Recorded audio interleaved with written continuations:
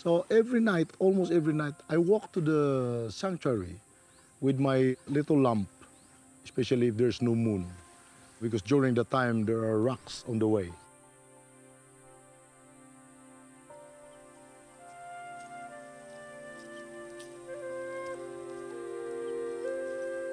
When I get there, I have a little mat that I can sleep on.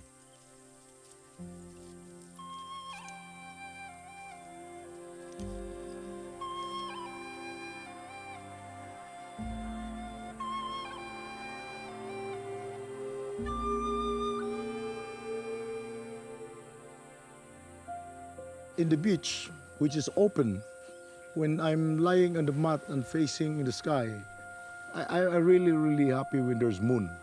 That glow the surrounding and including the sea, that I can see anyone that will come inside the sanctuary.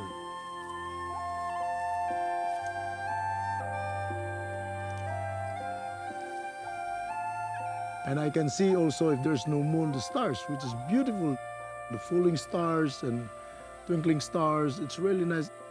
I asked the star one night, I asked the star to glow more, like the moon. So it gives more bright light that can help me look on the sanctuary. This is what I imagine when I'm lying in the beach there in sanctuary at night, until I fall down to sleep.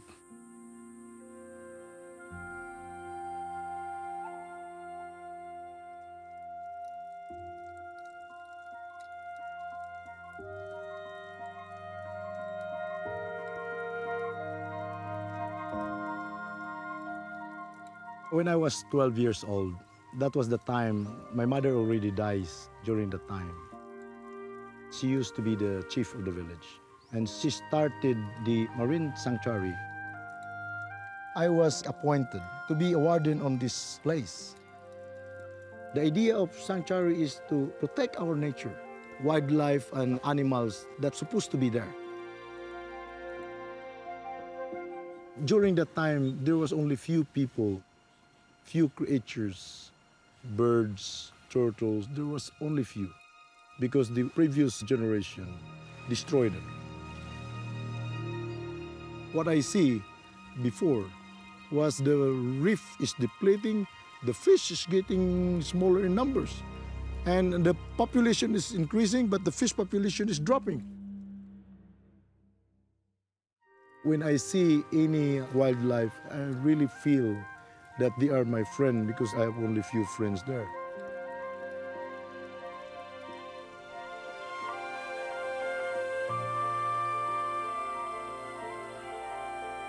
During the time, I just imagined that I just draw friends as much as I can. So I have somebody that can I talk, and also somebody that can help me watch, which is only few people anyway.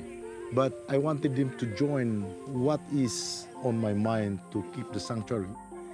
I'm not thinking outside marine sanctuary yet during the time. Well, most of the time we talk about fishing. That is like our activity in the island. Almost all children or young ones there, like my age, we are fishermen. Second to that is we talk about the importance of keeping the sea, because we are taught how to keep the fish there. So that's why when I grown up a little bit, I keep my friend.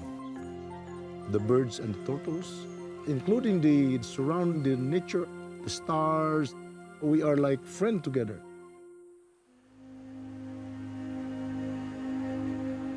Since I was a kid, I respect Mario so much because he was famous not only here in Apo. A respectful man.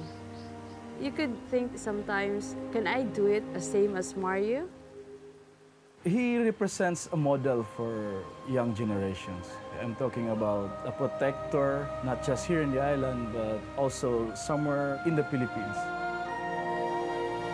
Apo Island started the movement for conservation in the Philippines in terms of establishing marine protected areas with the legislation, with the framework on how to do it. And everyone's looking up to Apo Island because that's what marine protected areas could be.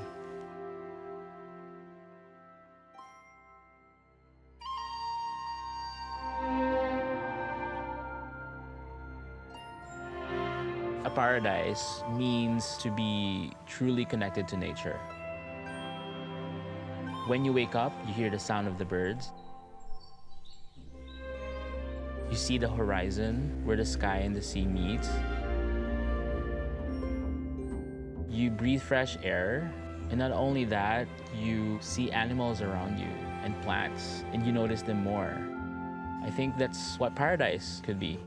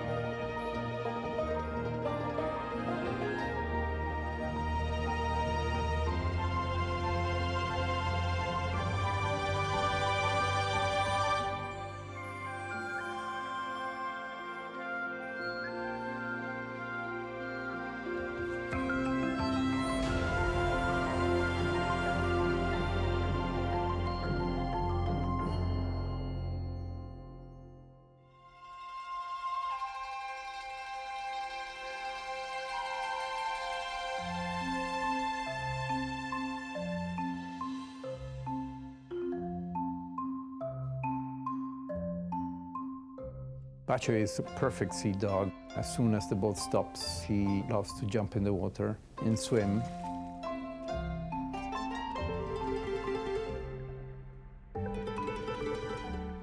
We are on the Greek island of Patmos, where I spend a great deal of my time. One thing that never leaves you when you are anywhere in Patmos, but particularly in the seas around it, is its beauty. When you are in this place, you are pervaded and overwhelmed by the beauty of the place. And that is constantly a source of inspiration, and you don't want that beauty to go away.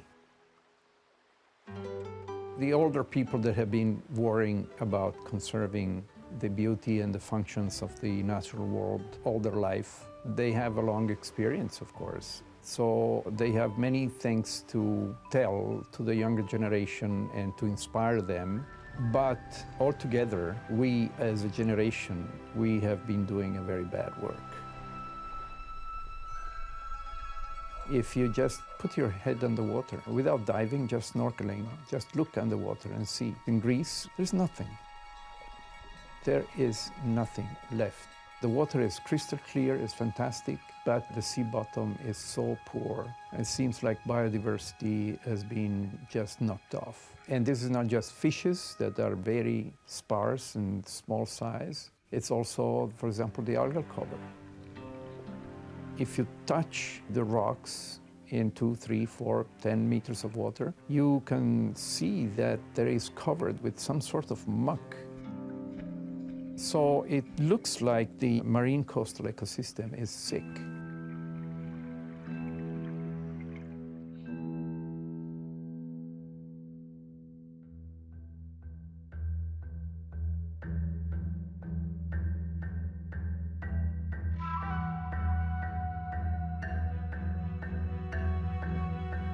The right thing to do is narrated through the legend. The values of the legends have been the moral stories, the lessons to be learned. Our past has really been told by stories, word of mouth, and really also by legends. And I like to share the legend of the insatiable child called Uap. One of our local mermaids had a boy and she named it Uap. And Uap had this insatiable appetite. Pretty soon, it was the whole family and the whole village that had to satisfy his hunger. Whatever crops they could produce on the island, most of it had to be dedicated to Uap. The animal husbandry that they raised, they had to feed Uap. And also the resources of the sea, they had to feed Uap. And he became such a giant that the village said, there's no way we can sustain our future if we're going to invest in this one hungry child.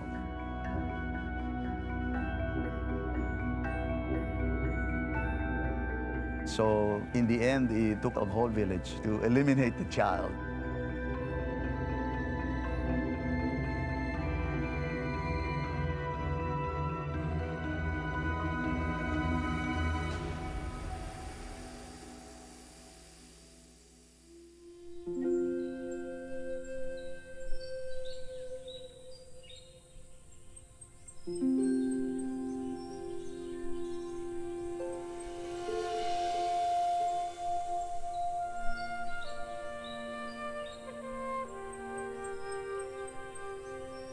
We're gonna sail back towards southwest, stopping in different island, different communities, and spreading this very good message to everyone.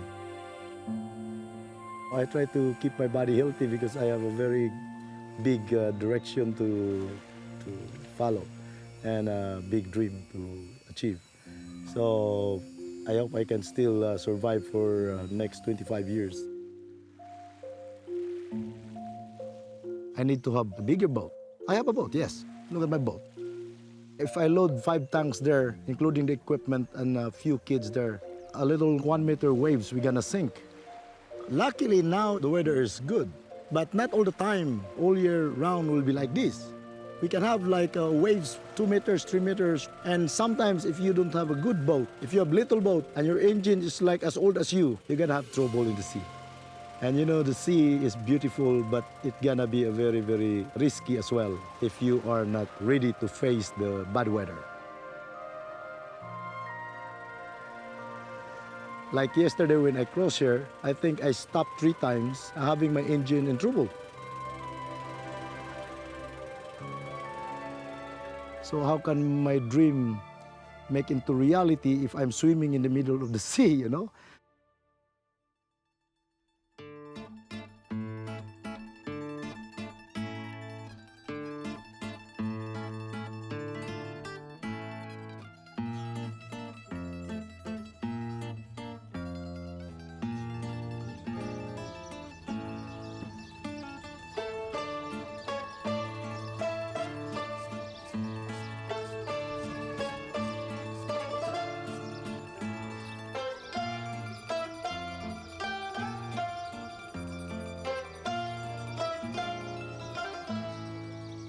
My name, George Troupis.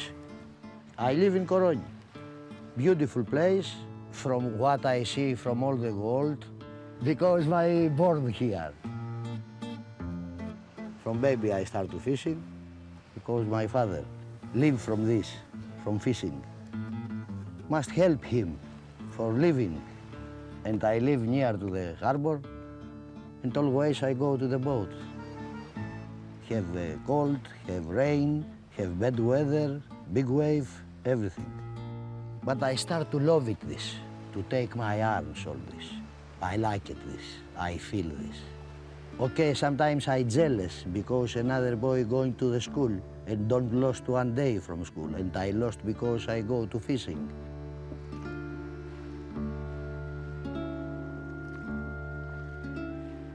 And I go to Athens and around the world.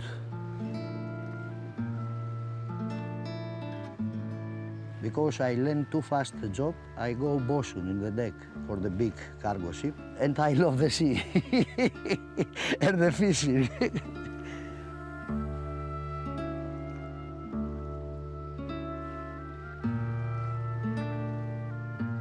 And I think only I must catch the fish. I must have a fish, good fish I must have. I sleep a little, I eat a little, I drink too much water. And if I have 300 hooks, after I make another. Before more easy because you have a lot of fish. But now if you like to make this job, must forget the time to sleep. You sleep only 1 hour, 2. My hard look, my hair, my fingers, feel nothing, my foot, too hard. It's a difficult time.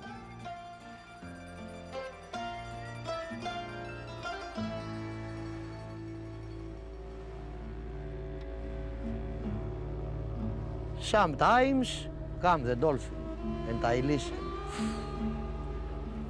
like dolphins so much and love dolphins, but some net fishermen don't like the dolphin because take all fish from the net and after don't have money to go into home, to the family. For the difficult time coming. But how much difficult, how much present, I don't know, but the difficult time coming for people. Because planet need help and cry every day. The sea cry, the land cry, the air, it's cry. Everybody cry, nobody listen, nobody looking. I think sometimes, okay, I am no important guy. I am one fisherman. But I feel everything. I see the sea cry, but I can do something. Less fish every year, and too much people. I hope one day do something. No future anymore. The fish less every day, people every year more poor. All fishermen feel this. In Athens, in Piraeus, in the island, and Europe also. Maybe I am stop because I am small one. The big one, it's okay. The small one, take the head.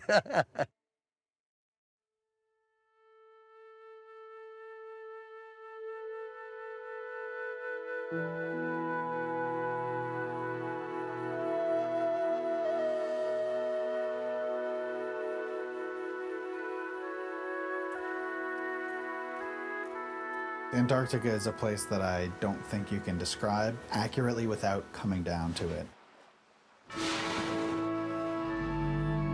Antarctica is unique as a marine ecosystem because of the amount of productivity that you have. The sea ice that expands and retreats every year covers an area twice the size of the United States.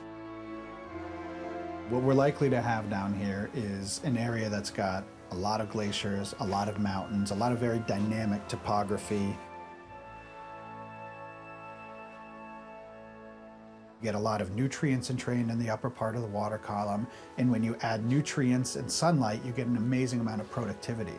So in the summertime, when there's lots of sunlight, you get a lot of plant growth that feeds the smaller zooplankton that then get fed on by the birds, the seals, and the whales. And so as an ecosystem, there's probably more biomass here than anywhere else on the planet.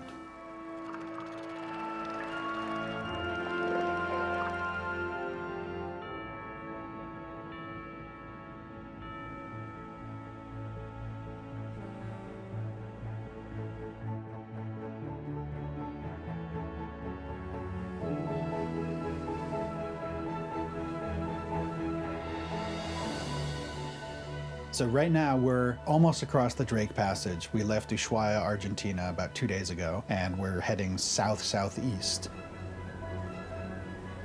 Yesterday the swell in the Drake Passage was probably about 15 to 18 feet, about 5 or 6 meters. The winds were about 20 to 25 knots. My name's Ari Friedlander, and my main focus in research is the foraging ecology of marine mammals. We're about to get onto the continental shelf just off the South Shetland Islands, and we should be in calm waters and around the Antarctic Peninsula later tonight, early tomorrow morning. I'm always excited to come down, knowing that we're going to be in a place that's unique, that has tons of whales right now, and is just the most spectacular and unique wilderness on the planet.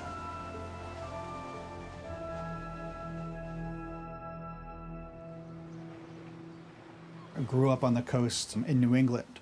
And one of the things in New England that you recognize is that the Yankee whaling industry was a huge part of why all of those cities exist there. And it was a huge reason why people were able to survive there. And so I grew up with the knowledge that whales were really important for people in some way, but in a commercial way.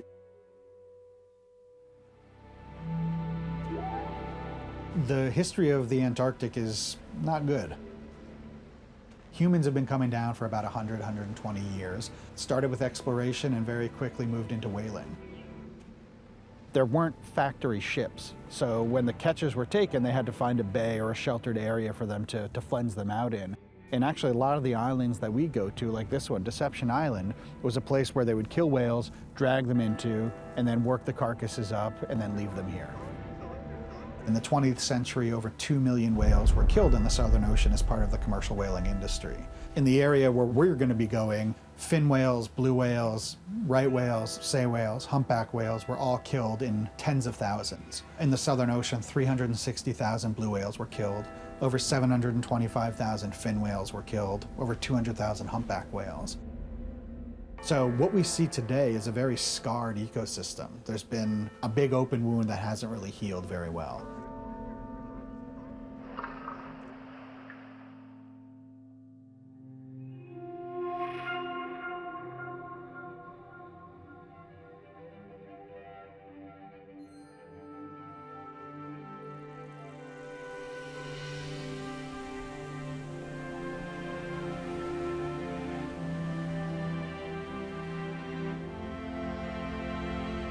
Tower Centurion 210, Mike Tango's ready on 28 left. We want a straight out departure and around the corner to Point Sur and then back up the coast. Centurion 210, Mike Tango, monitor tower, wind 320 at 7, runway 28 left, clear for takeoff, and that is approved as requested. I grew up in the 1960s and 1970s traveling with my father all over the world to protected areas in the ocean, in Africa, in the jungle, in the desert. My father worked for the National Park Service in the U.S. as an international specialist. So his job was to go around the world helping other countries establish their national parks. And I got to tag along. So I learned all about national parks in Central America, in Africa, in Europe, and I learned that it's such a privilege to be able to work in some of the best real estate in the world. When I was 12 years old, I went with my father to South America to work with the national parks and wildlife officials there. I got amoebic dysentery in the jungle in Colombia. I was canoeing through piranha-filled waters, seeing caimans. In those days, it was before the environmental laws were passed in the United States that prohibited imports of things like jaguar skins and caiman skins, so the wildlife trade was booming. And I remember thinking, you know, this is just wrong.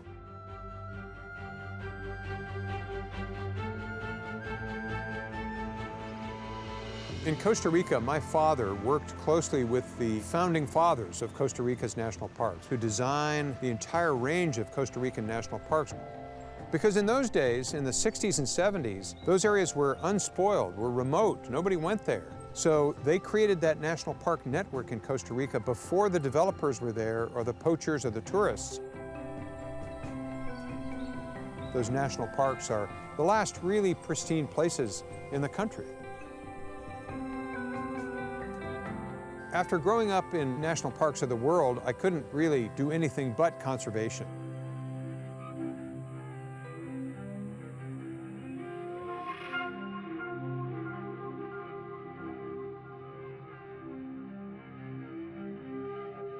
Shark fin soup is the centerpiece of many a Chinese-American banquet. The delicacy can go for $1,400 a pound.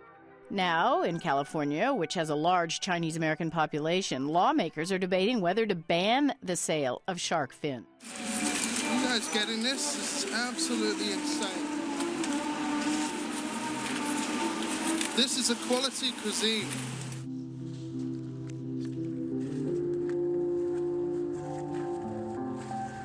The most valuable part of the shark is the fin. It's a little bit like the African elephant. The most valuable part of the elephant is the ivory, not the meat or the hide. Well, it's the same with sharks. There's a big trade in shark fins, and if we don't do something to reduce the killing of sharks worldwide, we're going to lose certain sharks very quickly on our watch. We introduced a bill in 2011 when I was working at the Monterey Bay Aquarium. We sponsored the bill to ban the shark fin trade. In May of this year, the State Assembly agreed to ban the sale of the fins used to make shark fin soup by a vote of 62 to 8. One supporter was Michael Sutton. He is vice president of the Monterey Bay Aquarium, and he helped write the legislation. Michael Sutton, good to have you on our program. Good afternoon. Why is this important? Well, it's important for a number of reasons. First of all, sharks are the lions and tigers of the sea. They're the top predators on which the entire ocean ecosystem depends, and they're in trouble. My husband Ted and I own Passion Fish, and Ted is our chef. We opened in 1997, long before sustainable seafood was even a common household word. Passionfish has never served shark fin, but it was really important moving forward in the legislation to have restaurateurs supporting the ban on the shark fins. We were a part of that as far as putting together letter writing campaigns and being one of the restaurants who signed on to say that it should be boycotted. More than 90% of all of the sharks have already been pulled out of the oceans, and I don't think anybody has a complete understanding of how that's going to affect the balance of the ocean. My grandfather and my father both fished sharks, the seven-gill, thresher sharks. Those were really big fisheries here. By the late 60s, early 70s, both my grandfather and my father stopped fishing the sharks and refused to fish them. You have these old fishermen who are just so tied to the environment, and they realize what is happening. We're on our way. I think it was a very important thing to do here in California, to send a signal to the rest of the world. We need to do more to protect sharks.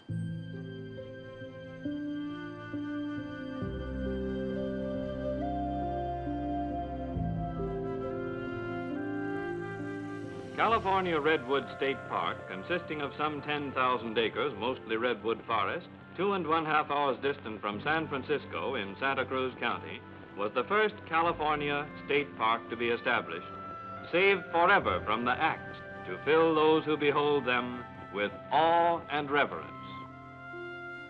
The idea of protecting areas is not new. In 1870, California established Yosemite as a state park up in the Sierra. It wasn't the first national park, but it was probably the first major protected area set aside by the United States.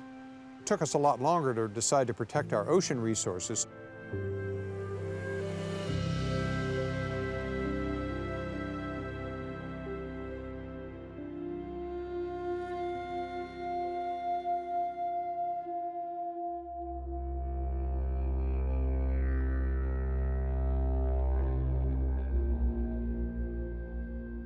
I cut my teeth on coral reef conservation about 40 years ago, working with the Great Barrier Reef Marine Park Authority.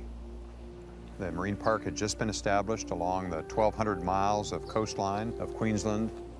It was part of a new idea, protecting vast areas of our oceans, just as we have our land. The first national parks were in the United States, and Yellowstone was the first. And then the next world park was, in fact, Royal National, as far as I can see. So we started very early in Australia, about the turn of the last century, when we started with national parks. And that process took a long time to grow, really. It wasn't quick. But the marine side really didn't do well at all. There was a big push to have the Great Barrier Reef Marine Park started. It was an emotional pull that the greatest world barrier reef had on Australians.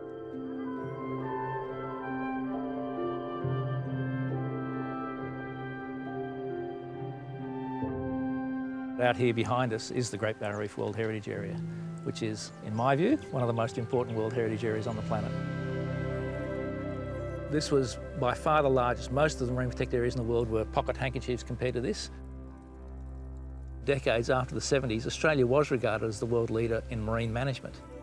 It was declared a marine park in 1975 when the Act was passed to protect it. And the reason that Act came into being was to protect it from things like oil drilling and limestone mining. Later on, there was a movement to declare the GBR as a World Heritage List. I think I can claim to a little bit of involvement in that. Malcolm Fraser, the then Prime Minister, was staying at Lizard Island Resort. We gave him a diving lesson on the way out to the outer barrier and showed him a beautiful part of the reef. I think if you actually see and actually experience a large fish going past you, it makes quite an impact. It took a long time to set up good marine parks, and perhaps the Great Barrier Reef Marine Park might have been the kick-off to it all.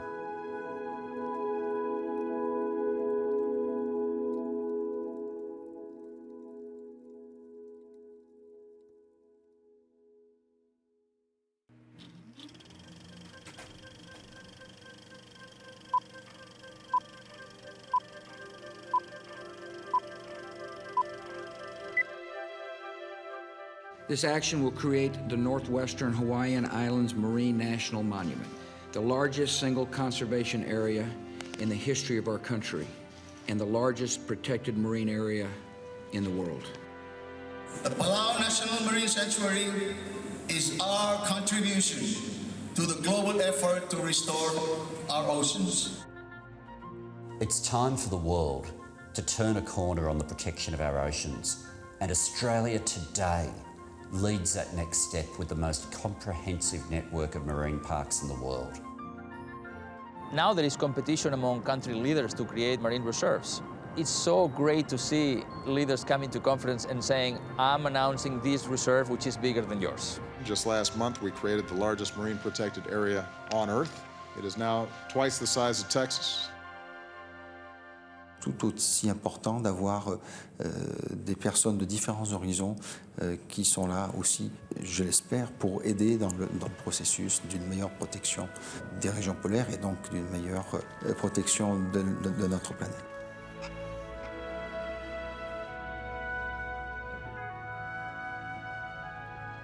Geopolitically, south of 60 degrees is what's considered the Southern Ocean. That entire area is governed by the Antarctic Treaty, which affords it certain levels of protection already. It's countries that have come together and signed a particular agreement to say, below this latitude, all of this land and all of this ocean is to be preserved peacefully and for science.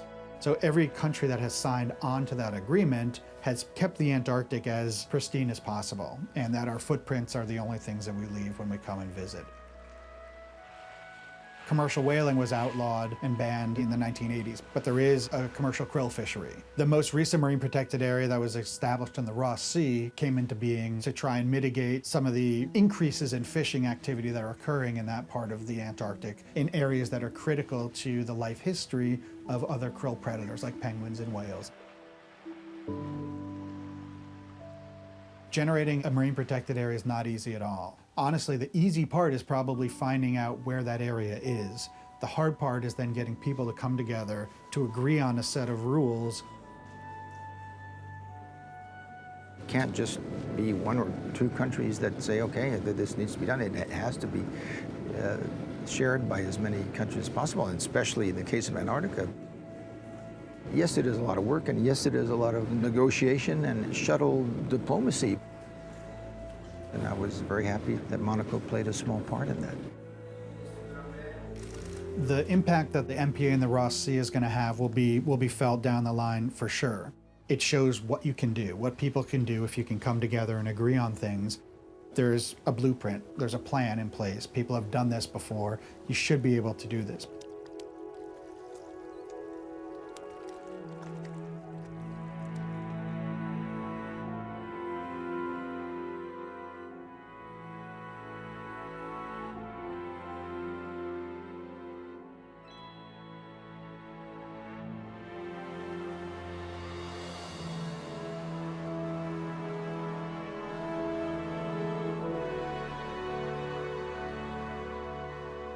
So this tag we're not going to deploy. We're not happy with that. I don't think we can get the video off of that, so we're kind of down to this one for the standard video tag.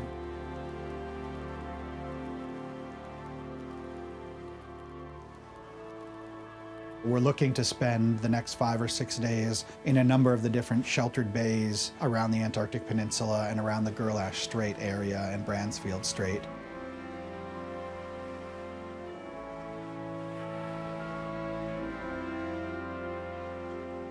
It's a unique trip because it's so late in the season, and this is our last opportunity to be able to work with these animals and view these animals and just get an idea about what they're doing this part of the year until we get back down here next December.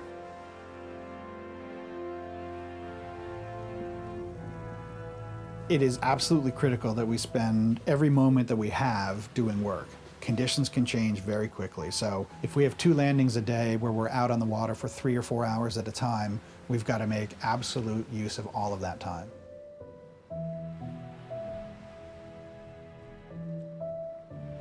So on this trip, we have a number of scientific objectives. We've been down for the last month deploying tags and collecting biopsy samples. Additionally, we have a drone, and we're trying to collect images of about 30 humpback whales so that we can look at the length as well as the width and tell something about body condition. From my research and the things that me and my colleagues do, I think the thing that we can show in a very simple way is here are the areas in the Antarctic Peninsula where whales feed. And these are critical for these populations to persist and to thrive. And we can very simply on a map show you where those animals go and where they feed. And if you are interested in removing conflict with any kind of human activity, here's a very simple way to show where whales are.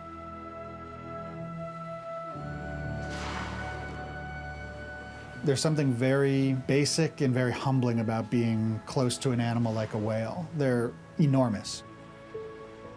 You have to be in a small boat. You have to be on the water. You have to hear the breath, smell it, even feel it on you, and see an animal that's 3 times the size of your small boat, that weighs 50 tons, that has an eye that has got a big brain behind it, that is thinking about things, that's curious.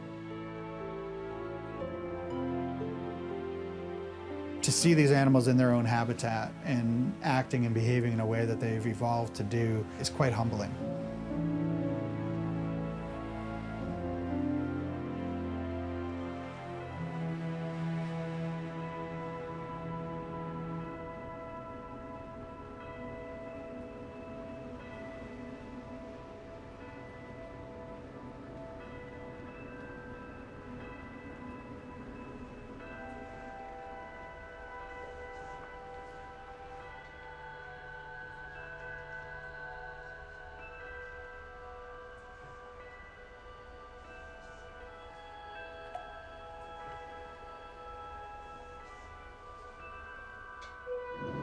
When we woke up this morning, we were heading south towards the Lemaire Channel. It was pretty foggy, a little misty even, a little bit of snow and rain mix coming down. This radar is showing some large icebergs ahead about 1 mile just coming out of the fog, reducing speed. And as we approached the Lemaire, which is a very tight channel, it was pretty clear there was some ice farther in. So we gave it a go, couldn't see a whole lot. As it got lighter, we could see the icebergs, and it was basically all the way across the Lemaire Channel, which is very narrow to begin with. There wasn't enough room for us to pass through, so we had to turn around, and we're going to go back and try and locate another place for us to go to. With the work that we do, we're following the whales, and we're following the weather and the conditions. So we can plan all we want for where we want to go, but it's not up to us.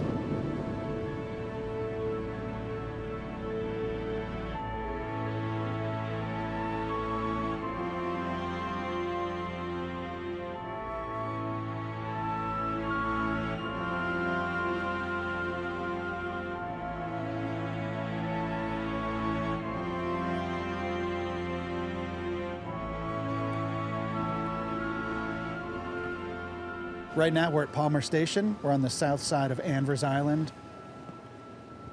I think this area is a wonderful representative for the impact of climate change. The glacier behind me, the Mar Glacier, has been receding since this station has been erected here, and the face of climate change is the face of that glacier.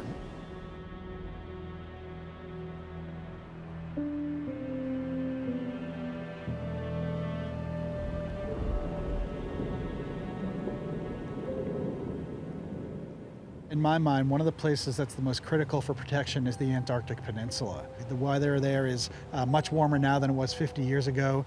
The number of days that are covered by sea ice is decreasing. It's also changing really quickly. It's a region that is heavily utilized by baleen whales, by penguins, by seabirds, and by seals, and it's a critical area for krill populations. And if we have an opportunity to sort of stop things before they get going in terms of heavy exploitation, we have that responsibility.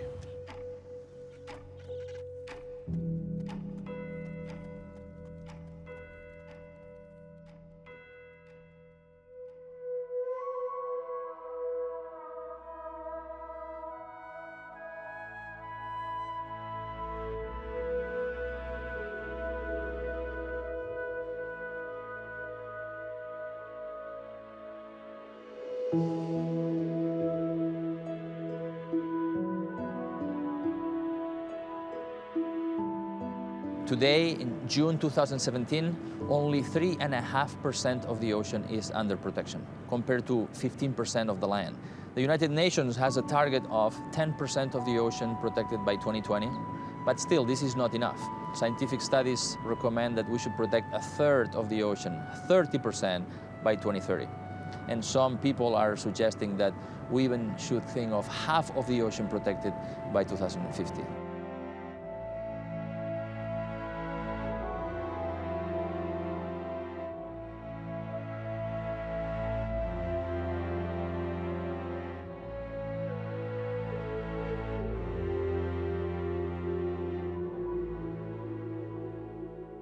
I used to be a professor of marine biology at the University of California, describing how the ocean was dying, writing the obituary of the ocean again and again with more precision.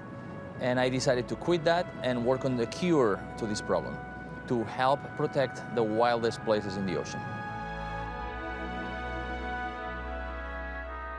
We have inspired governments to protect 13 of them, covering an area of 4.5 million square kilometers.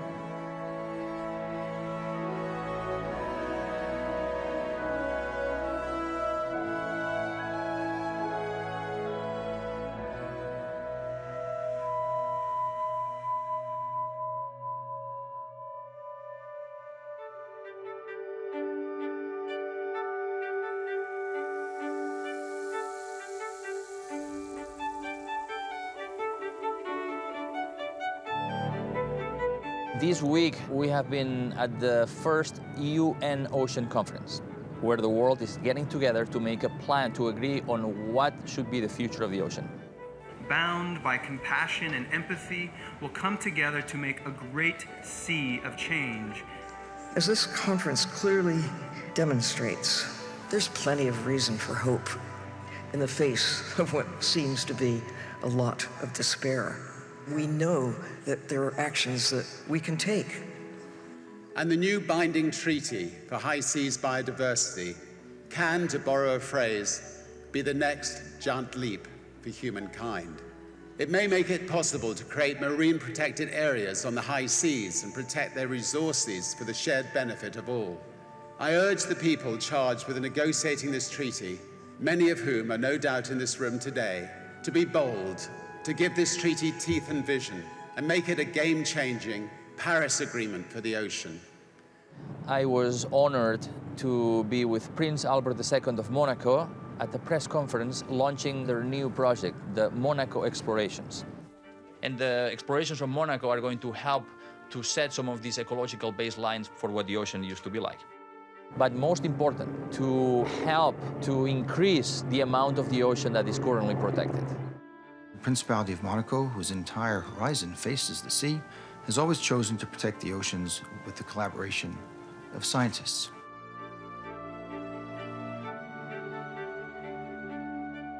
You can feel that there is a lot of goodwill and a lot of good energy, and I hope this will continue in the future because we have a lot of work at hand if we want to save our oceans.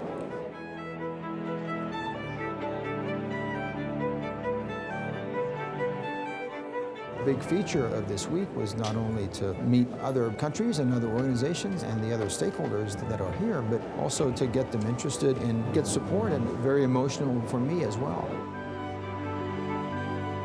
The Monaco Explorations is also a connection to the past and to what my great-great-grandfather, Prince Albert I, tried to do over 100 years ago, to put his vessels at the disposal of scientists.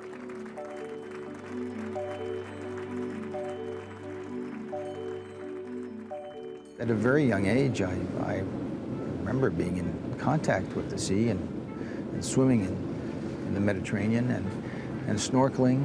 You know, that only enhances your love and being curious about the sea and all living creatures that live in it. The great figure of our family is Prince Albert I, and his not only love for the sea, but his interest in science and in different sciences, and marine sciences, of course, because he was one of the great promoters of oceanography. And he really spearheaded a whole movement to care more about the oceans. and of course founded the Oceanographic Institute in Paris, the Oceanographic Museum in Monaco, and led different expeditions himself. Some 25 different expeditions in the Mediterranean, in the Atlantic, and in the Arctic oceans.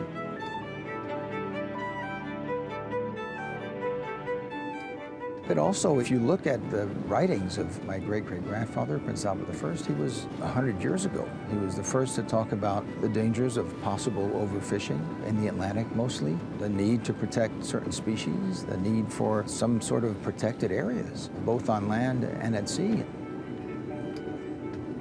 So his vision and his legacy has, of course, inspired the generations that followed.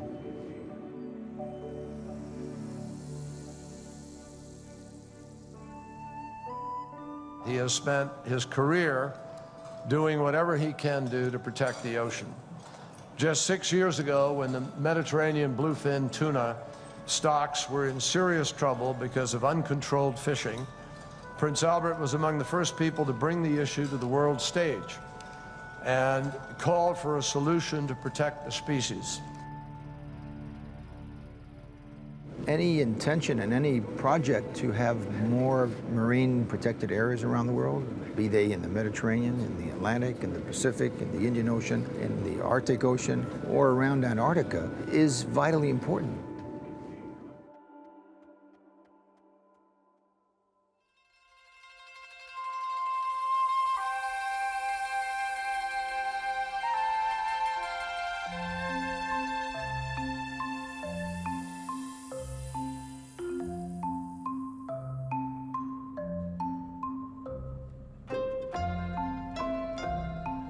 The laws are human conventions.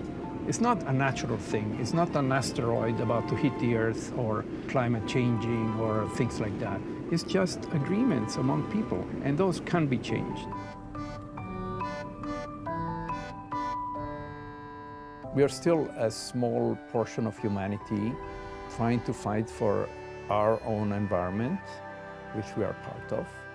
We might think that the battle is so uphill that it's impossible. I think we have to try. I think the moment is coming, and the more we go forward, eventually things will change. The point is when.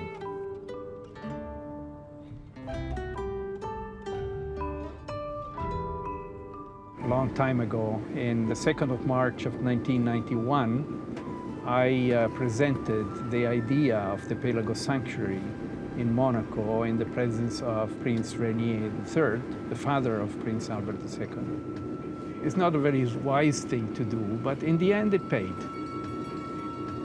In those years, Italian drift net fishing for swordfish was running amok here. There were hundreds of boats, tens of thousands of kilometers of net, and the animals were dying.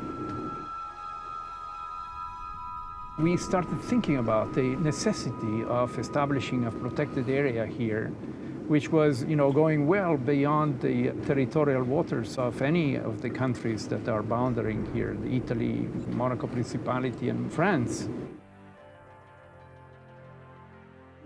Everybody said that's a very stupid idea. I mean, you cannot possibly establish a marine protected area outside of a national jurisdiction.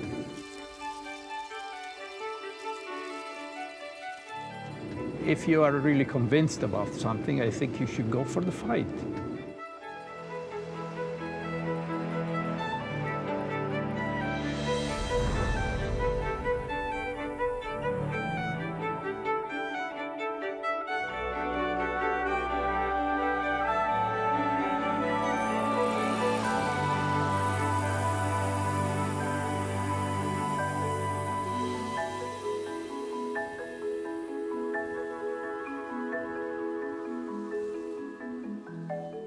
When we talk about these things that worry us, we tend to give the bad news.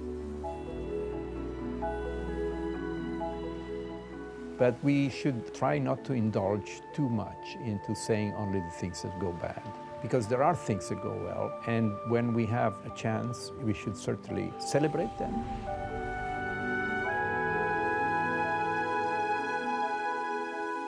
In late June of this year, I had the great chance of visiting the whales in the Palau sanctuary with Prince Albert II of Monaco.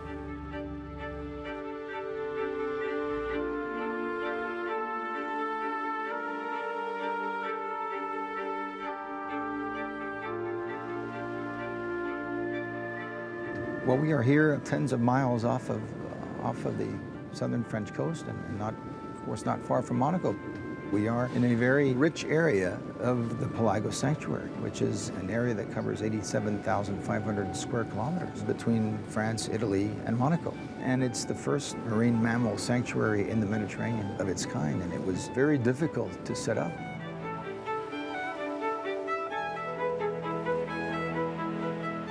Followed it through my father and through the different steps that led up to the final document, the establishing of this sanctuary.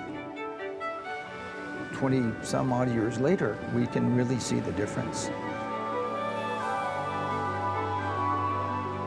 Professor Notar Bartolo, who led this effort, convinced others to finally sign that agreement in Brussels in 1993 to establish this very special sanctuary for marine mammals here in the Mediterranean.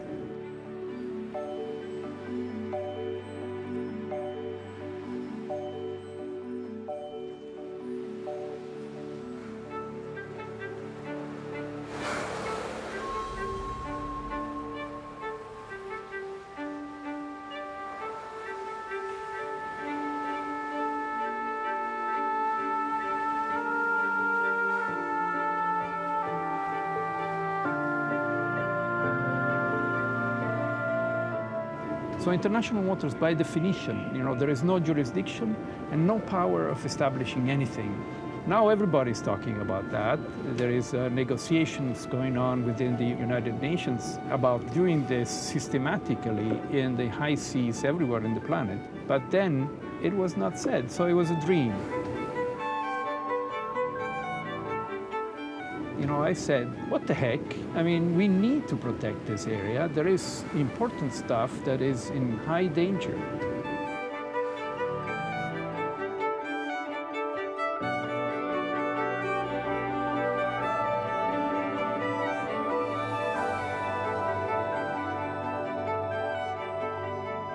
I think it served as an example for others in other parts of the world to try to do the same. I feel very proud of that and very overjoyed that the success of this sanctuary can be duplicated in other parts of the world, because we absolutely need, in a very desperate way, to protect more areas, to have more marine protected areas and sanctuaries in the different seas and oceans of the world.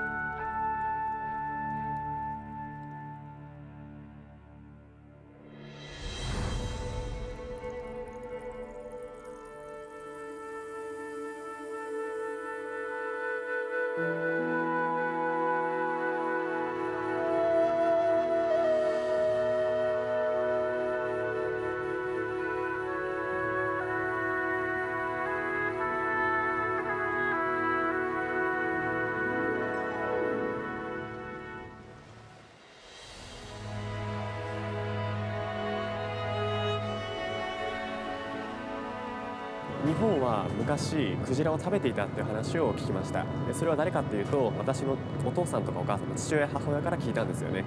で、小学生の頃に給食という形でクジラのお肉を、で最初それを聞いた時にすごいびっくりしたんですよね。私にとってクジラは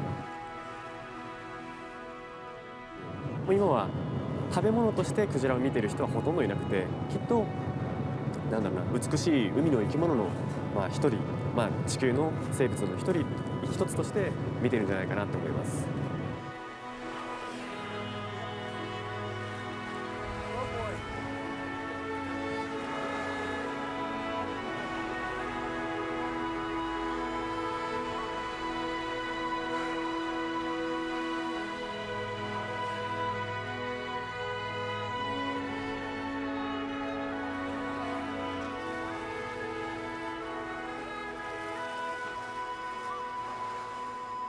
A couple of years ago, some colleagues and I wrote a paper where we took all the available information about humpback whales in the southern hemisphere and tried to argue a case that these animals are at a level right now where they were before whaling in a lot of places, and that the conservation efforts of hundreds and thousands of people and all the resources that went into it had a positive effect.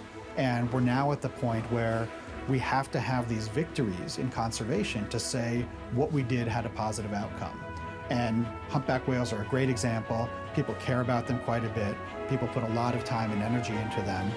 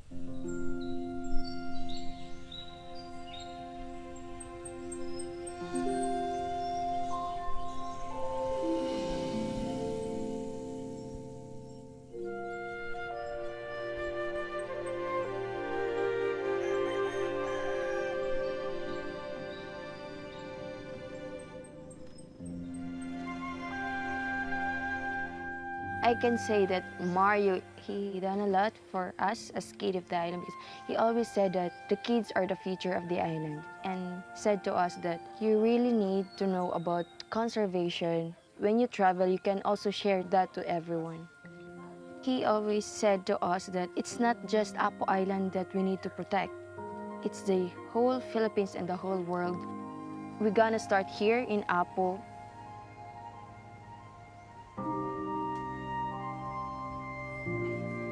When Mario said, Mary Jane, you're gonna go training for the master soon, and I said, maybe I can't do it.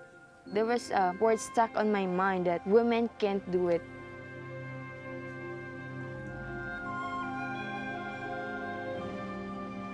When it comes to work in the ocean, I can say that there's no equality, especially in guiding, because men always said that the strength of a woman is different from man, and woman is just for the house and for the kids.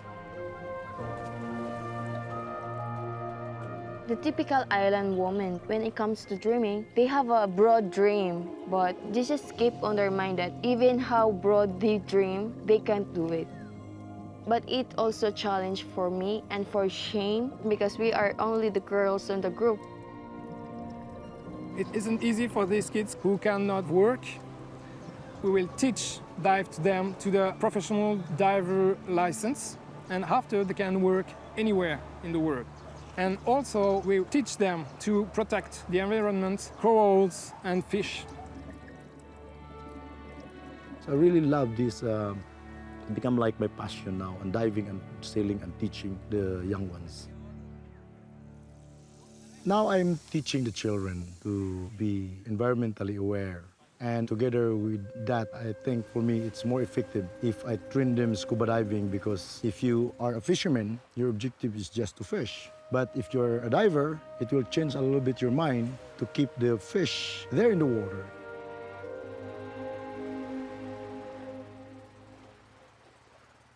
It is my requirement that we include the girls to participate in the program, because they might be the next leaders. My target before was 50-50, 50 girls and 50 boys. So I started like that, but you know, some girls will give up for some reason.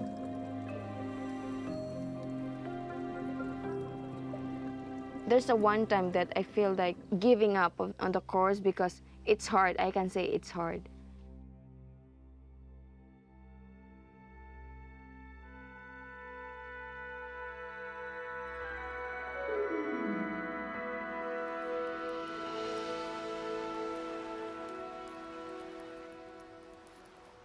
The suction cup tags that we put out, they're these multi-sensor tags that tell us about the underwater activity of the whales, and they also collect video. When that tag is on the whale, it has two transmitters. It has one that sends a signal up to a satellite that gives us its position, and then it has a VHF transmitter on there as well, which allows us to get it once we're closer.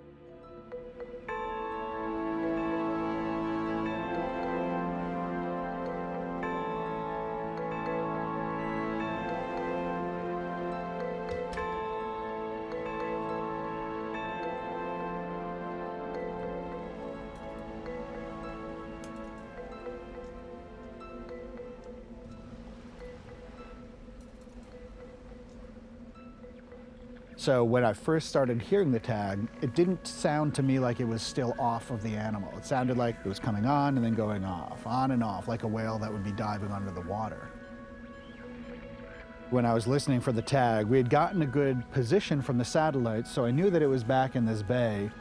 The concern I had was it still on the whale or not, because we had about 2 hours to go and locate that tag and get it back before we had to leave for the South Shetland Islands.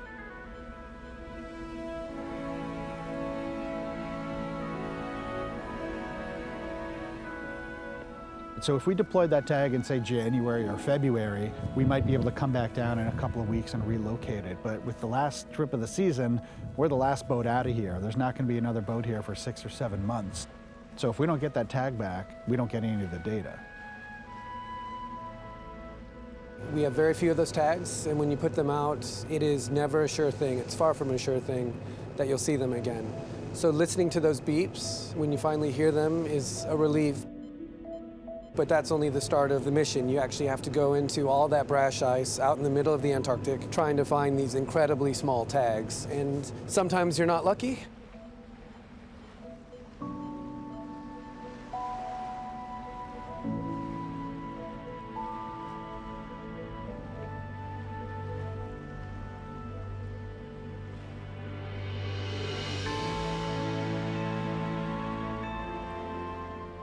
When we got to the tag, though, what we found was that it was off the animal and it was in a big pile of brash ice, like rubble from a glacier. And I think what was happening was that sea ice was covering it up every once in a while, pushing the tag underwater, and then it would let the antenna come back up.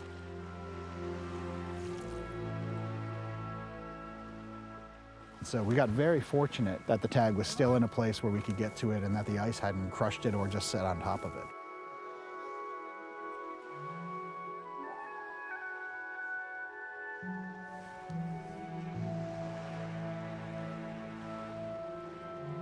I see my role as a scientist as having a couple of different opportunities to help conserve and protect this area. First off is doing rigorous quantitative research that is unambiguous in the results that can be defended in International Court of Justice or other policy-making arenas where if you say we need to have evidence for why you want to do a certain thing, here's the evidence that we've done it scientifically.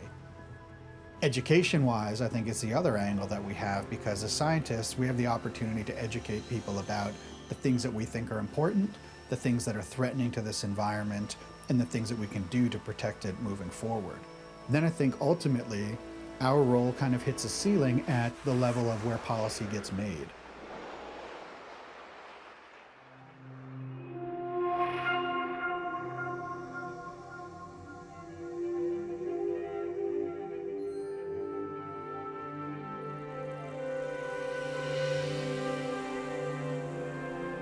I'm comfortable with the politics involved in getting these areas established with the need to have strong laws and robust science, but I know you can lose in the political arena easily. Yeah, it's hard. I mean, to be honest, you're a scientist, but you're also a stakeholder. I mean, you can't be objective in this, and I wouldn't want to be. It's a place, I mean, California's a place I love. The Antarctic is a place I want to see protected, and you do science to try and push that agenda, yeah. But who initiates that and where do you go with it is not always obvious. One of the things I'm really excited about being able to spend some time with Mike is to hear his stories and his experiences of how you go about protecting an area once you understand the things that are in that ecosystem that need protection. When people work together from different areas and different regions that have done things to protect marine life, we can really only learn from each other, and it's going to make every experience better.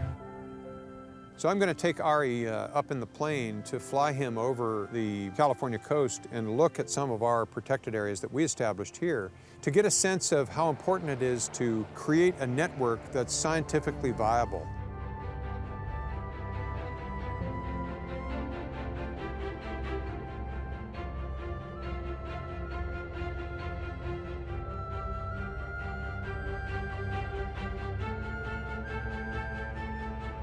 We're looking down on some of the most beautiful, healthy kelp forests on the California coast.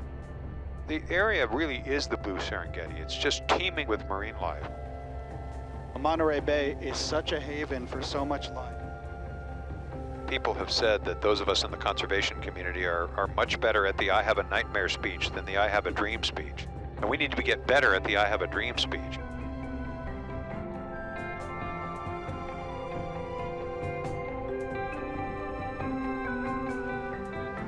So over a 10-year period, when I served on the State Fish and Game Commission here, we methodically went up and down the coast creating science-based marine protected areas, the biggest network in the nation.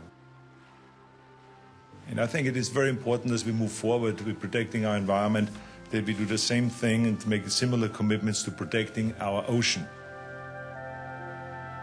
Former Governor Schwarzenegger was a big supporter of our efforts to protect California's ocean. He saw marine protection and the network of marine protected areas that we created as part of his environmental legacy. He asked me personally to help him make that happen.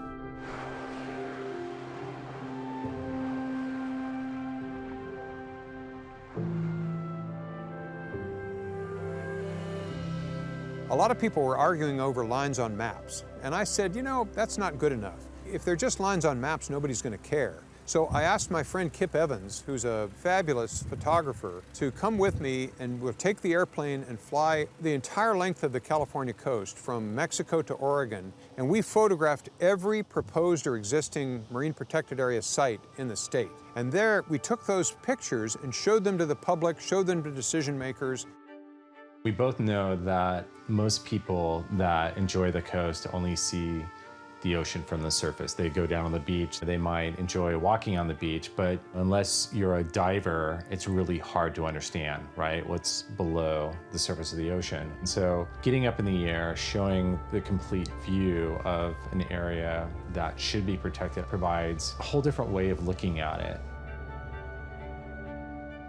If you talk about an area and it's just lines on a map, nobody cares. If they see it for themselves, it's very special. They'll realize how important it is to protect these areas.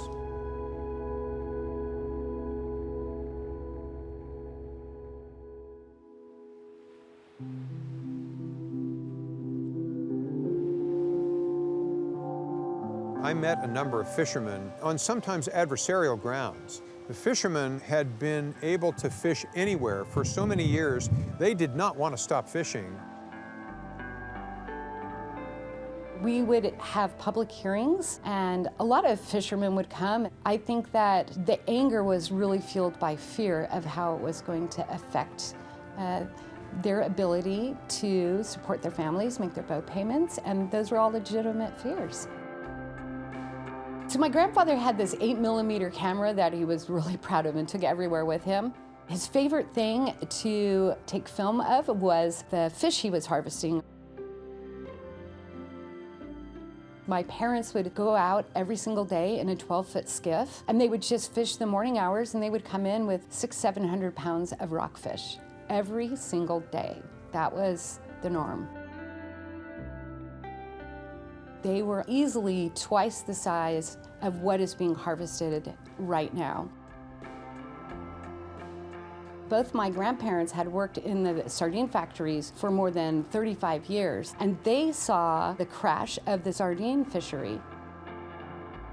So a lot of the foraging species that we get local would be the sardines and the anchovies and even the krill. So the whales feed on these fisheries.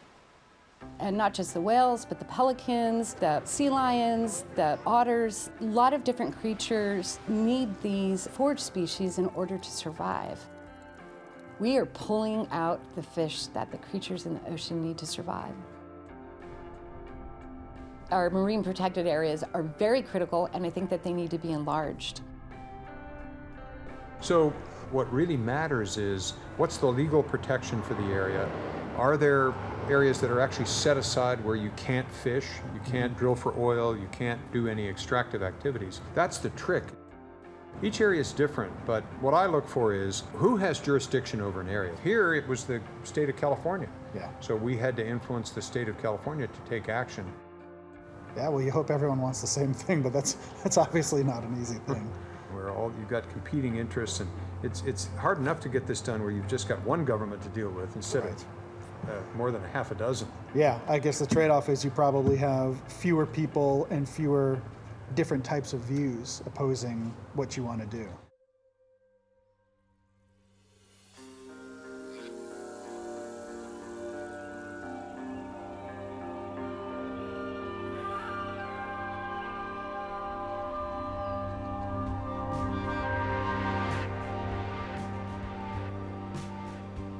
In Australia, there's a lot of reverence, a lot of love for the fact that you have these whales in that area. When we do the Southern Ocean campaign, usually we head due south from Tasmania. When Sea Shepherd goes down to that area, it's not just to protect whales, but also to protect the sanctuary. Part of the international whale sanctuary is the Australian sanctuary, so you have two sanctuaries, one within the other, so you'd think that would be doubly protected. What's the point of having a sanctuary when you kill whales in the sanctuary?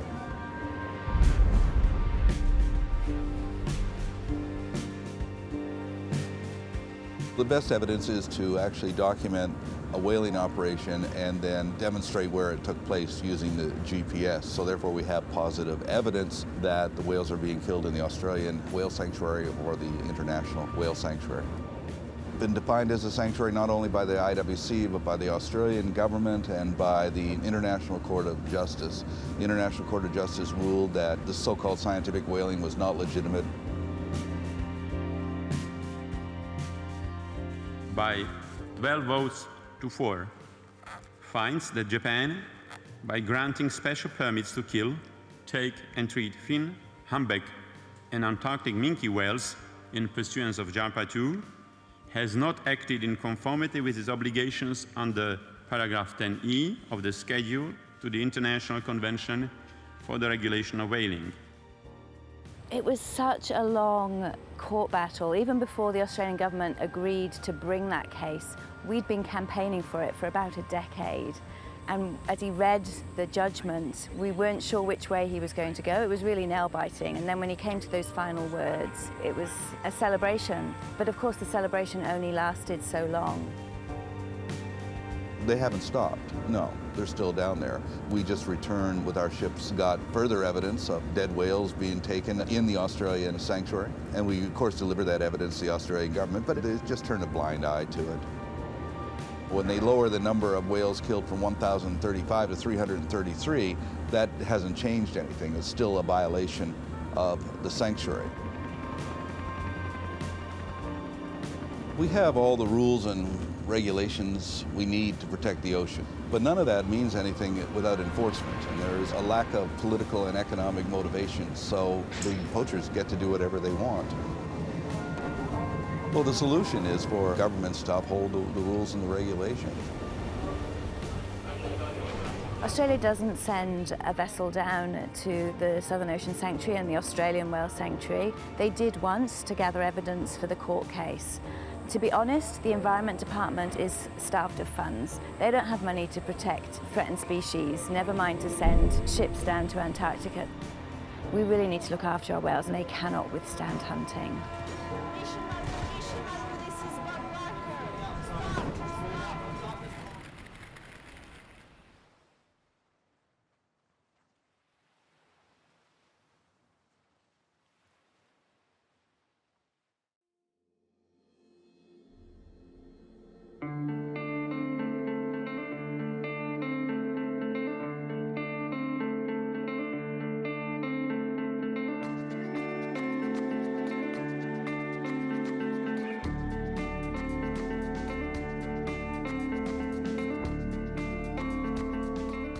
It's one thing to say, once a conservation decision's made, you don't take any backward steps. It's another thing to see your own country currently contemplating leading the world in the removal of conservation. It was the largest network, and still is the largest network of marine protected areas in the world. Since that time though, with the change of government, they have a proposal in front of them right now which, if they follow through on, will be the largest removal of areas from conservation that any country in the world has ever engaged in.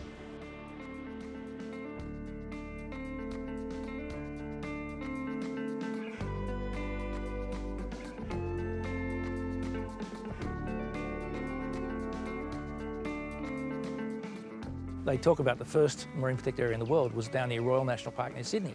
I think it's something Australia should be very proud of, but we can't rest on our laurels. Many political leaders are only looking as far as the next election. Most of the issues we're faced in the conservation area, whether it's marine or terrestrial, are very long-term. Protection is only the first step in a long, ongoing journey. Everything's changing, the environment is changing. The amount of coral bleaching we saw over the last 2 summers, that's pretty horrific, and we need to ensure that we're dealing with it. Australia was seen as a leader in ocean conservation, as a leader in environmental management. But today, Australia's leadership is not up to the task. When the Great Barrier Reef was created, Australia was seen as a global leader in ocean conservation. Today, it is not anymore. Australia is so lucky to have this thriving and brilliant scientific community that has been warning about the impacts of runoff pollution, mining, shipping, and climate change on the Great Barrier Reef. Today, unlike 40 years ago, leadership in coral reef conservation is coming from places like Palau, not from Australia.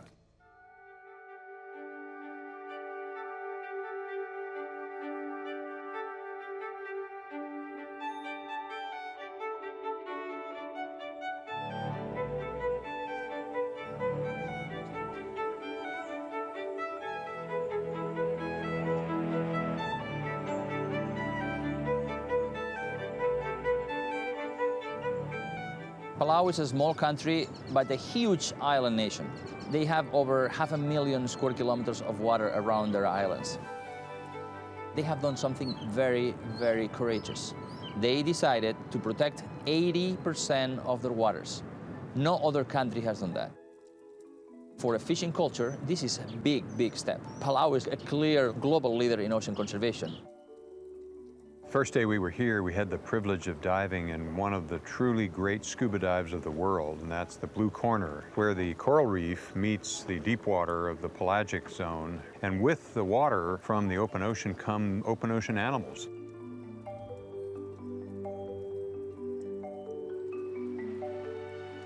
We met the president right here at the Palau Aquarium.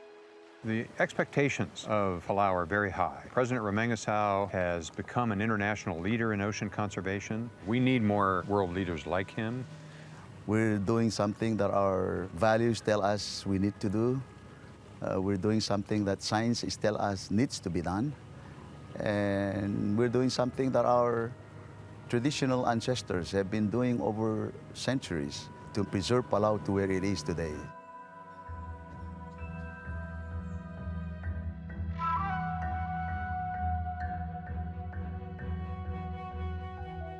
So the moral lesson of this mermaid who gave birth to the boy Wap is that the island resources are limited, that people have to respect the bounties of the land. There are limitations to what islands have to offer. And so anytime you have this hunger for consumption and you don't balance it with preservation, then everything will not be sustainable. It took the whole village, it took the parents to realize that the child had to go. Anytime your hunger exceeds the natural bounties, then you really need to eliminate that insatiable hunger. And I think that's really the moral lesson.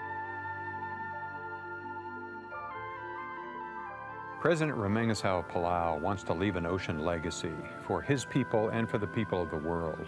He's got some of the most pristine and beautiful natural resources anywhere in the world. The challenge for Palau is one of capacity. Does the country have the capacity to patrol and police the marine sanctuary that it set aside?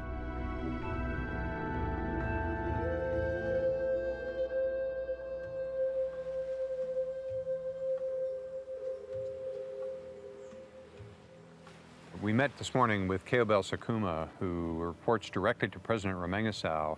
The President asked Keobel to manage the entire Palau National Marine Sanctuary, which is all of Palau's waters, right out to 200 nautical miles offshore. So KB, as he's known, has a tremendous challenge. Today, I met with Mike Sutton, and I was able to show him what we do here in Palau to combat illegal fishing.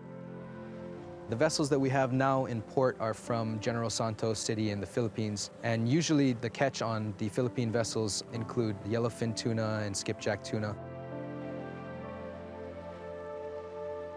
When we boarded the fishing vessels from the Philippines that were caught here in Palau, we met with the captain, Rufino, and I think we were able to get a good idea of the complexity of the issue of illegal fishing and the fact that it's not just black and white, it's not the bad guys and the good guys. Did your owners tell you that even you have fish in your holds and you go through Palau, if you cannot prove the fish is not from Palau, that's illegal? So no other way to go from Indonesia to Philippines have to go through Palau? Did your owners say you go through Palau to get to General Santos? He said to my employer, there's no other way. This in Indonesia, Philippines, General Santos, no other way because it's very expensive. So your owner wanted you to take the short route and not go Short all the way around no. the short way. Yes, sir, because very expensive. Very expensive, yeah. So your owner wanted to save money. Okay, that's good to know. There are people out there that are very poor trying to make a living and will do things sometimes outside of the law and sometimes being pushed by the owners of the vessels to do these things. And it's a lot harder than just throwing everybody in jail and locking up the key. How long have you been in Palau? 7 months? 7 months. Yes.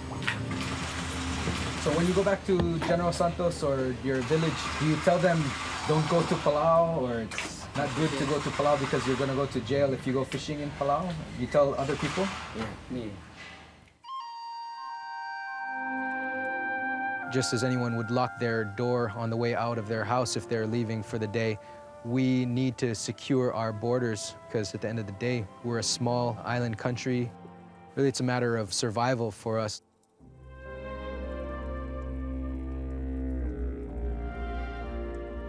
As we've begun to crack down harder on illegal fishing, we've seen less and less sharks and shark parts on board.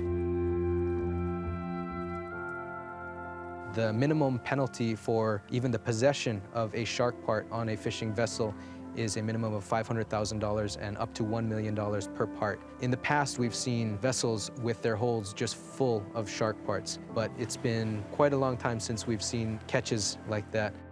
Even the Vietnamese vessels that have been targeting the sea cucumber, we've seen less and less of them in our waters. Since we've started burning the boats and putting a deterrence campaign online, having a big media event out of each burning, we have not seen a single Vietnamese vessel fishing illegally in our waters in 2016 and 2017. We're starting to see that the collective international opinion is starting to change and really adopt what the Pacific countries have known all along, in that not only the Pacific Ocean, but all oceans are interconnected, and what happens in one country is not necessarily isolated to that country.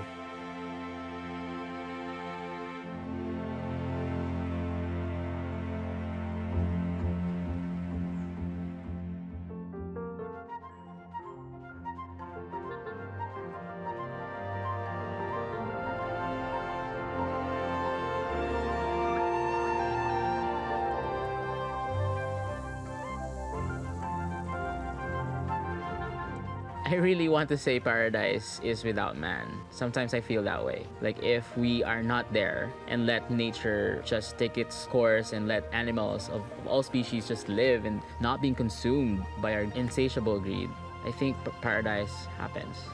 I think paradise is already there. Your Homo sapiens is also part of ecology. It's part of the interconnectedness of nature, and we need to be a good part of nature.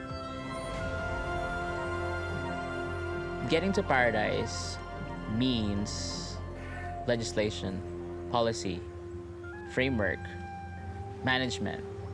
I mean, these are technical terms, but it means protecting places, not by just the mere declaration that it's protected. You really have to work for it. You need science, you need campaigns, you need the media, you need the communities to really work together and get to paradise. In our presentations, when we lobby for marine protected areas, we use the data that's recently available that after 25 years of protection, the biomass of fish around Apo Island has increased. And this is exactly the proof that we show.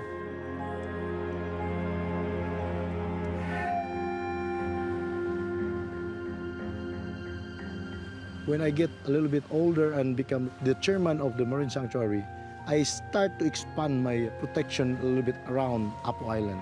So it's getting bigger and bigger.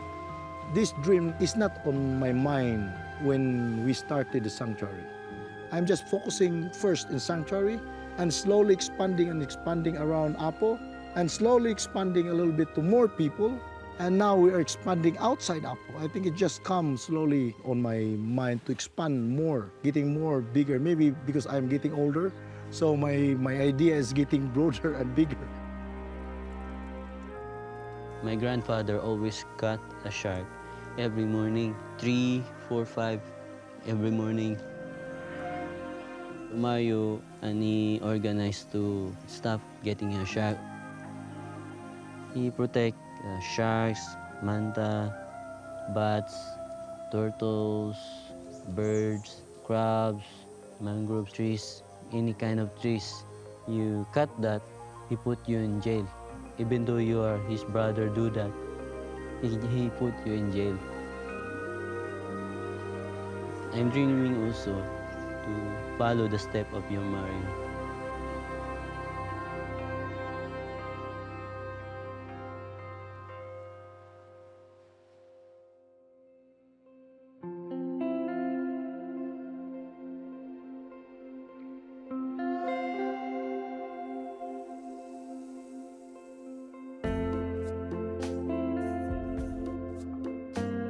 There's a lot of youth in the island who wants to participate in it. When I just walked on the street and they said, when you finish your dive master, I want also to try diving and you will be the one who will guide me. I was amazed because 13, 12 years old kids already engaging for diving. The 3 kids who came to the dive shop was DM, also Lovely, and my brother, Jupi. I was surprised then when I saw him preparing for the dive because he's always with his friends just roaming around the island.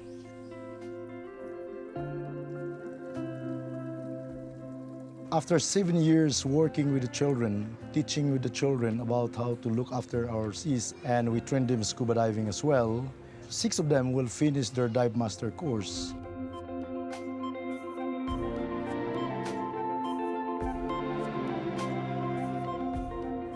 I'm very excited now that this afternoon we will hand them a certificate to prove that they finished all the requirements necessary in order for them to be at that level.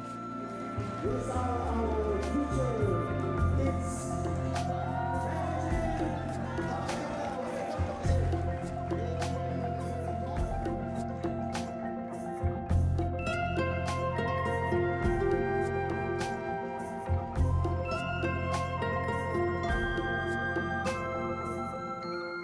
And then I said to myself that if I will not train the children and the people in this island, what I did before is just business. And these blue guys in front, you are facing a big challenge as well. You need to share what you learned from us to other youth in other places, not only in our island, but to other fishing community around. I'm very excited because after today, our main job will start to teach other people in other places. On the 25th, we will go to Sikihor to start the beginning of the main goal of this program. You need to share why. Because if we protect only Apo, that's useless. We need to protect the whole Philippines and if possible, the whole planet.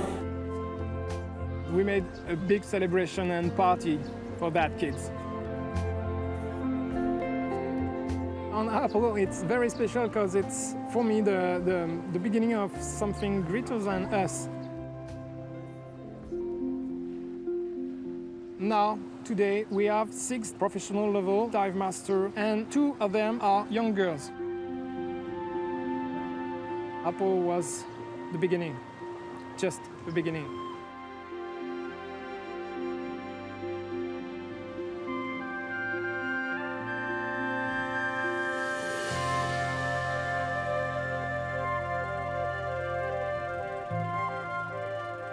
Every day as we breathe on the air, especially if I'm in the middle of the sea, which is I love very much because I've grown up in the sea.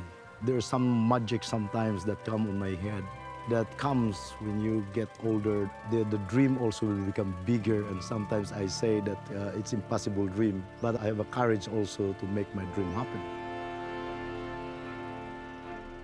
Like yesterday when I crossed here, I think I stopped 3 times having my engine in trouble because I have a boatman there. But this is another thing that you need to train your boatman properly because there's a little problem there, but he cannot correct. So probably if I was not there, I don't know, maybe they will be blown away if I don't have knowledge about boat or engine. We're gonna be drift towards Basilan or southern Mindanao going together with these terrorists in Mindanao.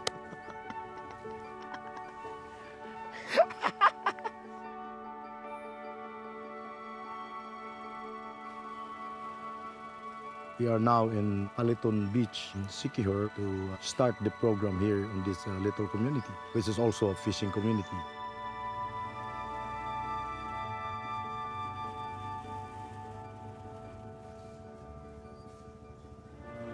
We scheduled to meet the mayor, and hopefully the mayor can see the importance of this program because the goal of landing here in Siquijor is to train one community for free in condition that once they complete the whole program, they will expand also to the neighboring communities. I don't need to go around the whole entire island, which is composed of 8 towns and probably around a couple of hundreds of communities.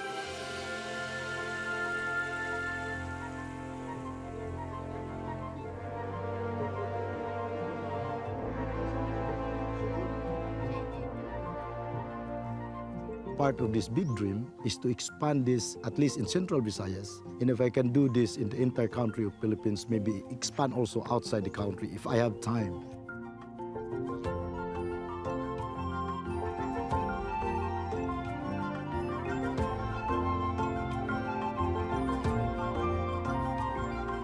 You dream every day. When you dream for the purpose, you daydream. You just think ahead what the good things you will do.